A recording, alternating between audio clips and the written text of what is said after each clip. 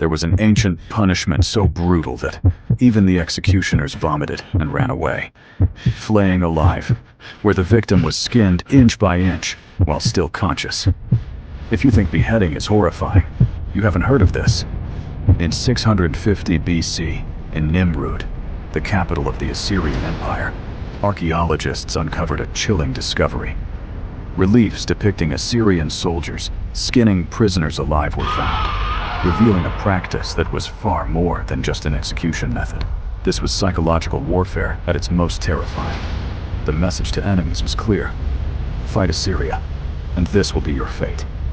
The British Museum houses these haunting artifacts, catalogued as Relief BM 1249556, excavated from Nimrud between 1845 and 1851. These ancient stone carvings provide a window into a world where brutality was not just accepted, but celebrated as a tool of power and control. But why are humans capable of such extreme cruelty? Dr. Darius Rejali, in his groundbreaking work, Torture and Modernity, argues that flaying is not just about inflicting pain or causing death. It's about dehumanization in its purest form. When you control someone's skin, the very boundary between their inner self and the outside world, you control their identity, their fear, and ultimately, you wield absolute power over them. This horrific practice wasn't confined to ancient Assyria. Throughout history, from Persia to medieval Europe, and even China, flaying has been used as a tool of terror and domination. As one chilling quote from Rejali's research states, "Torture is a tool of fear, and fear is a tool of power." Let's delve into three particularly horrifying cases that showcase the widespread use of this brutal punishment. Case 1 takes us to Armenia in 1040. A rebel leader, daring to challenge the ruling powers, met a gruesome end. Not content with simply executing him, his captors flayed him alive. But the horror didn't end there. His skin was stretched over the city gates, a grotesque warning to all who entered at the price of defiance. Case 2 transports us to the realm of Greek mythology. The tale of Marsyas, a satyr who foolishly challenged the god Apollo to a musical contest, ends in tragedy. Upon losing, Marsyas faces Apollo's wrath. He is tied to a tree and flayed alive, his screams echoing through the forest as a reminder of the god's terrible power. Case 3 brings us to medieval Europe, where Vatican documents record a truly nightmarish scenario. A victim, accused of heresy, survived for an unimaginable 3 days after being flayed.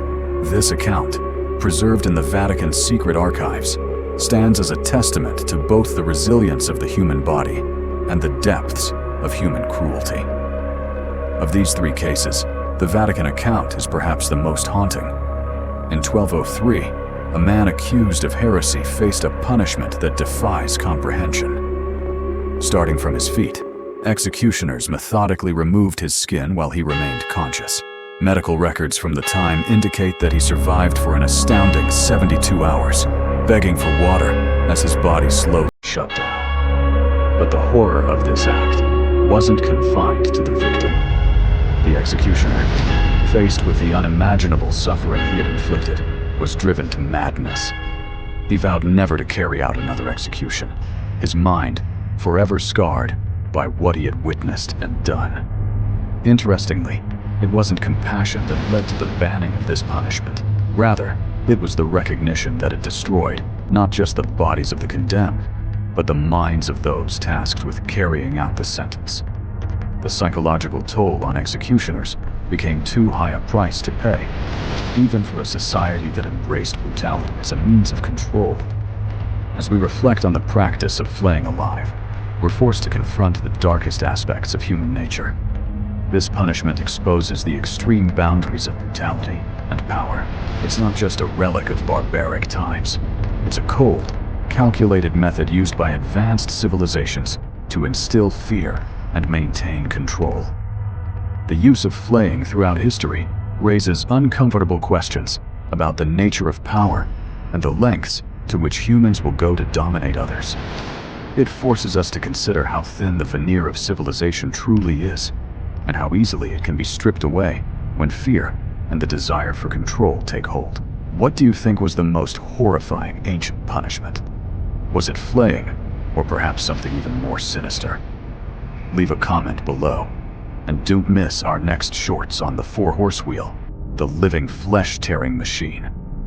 Remember, history's darkest chapters serve as stark reminders of the importance of compassion, justice, and the constant vigilance required to prevent such atrocities from recurring. By understanding the past, we can work towards a future where such brutal acts remain firmly in the realm of history. Watch the next short. Is the four-horse wheel scarier than skinning?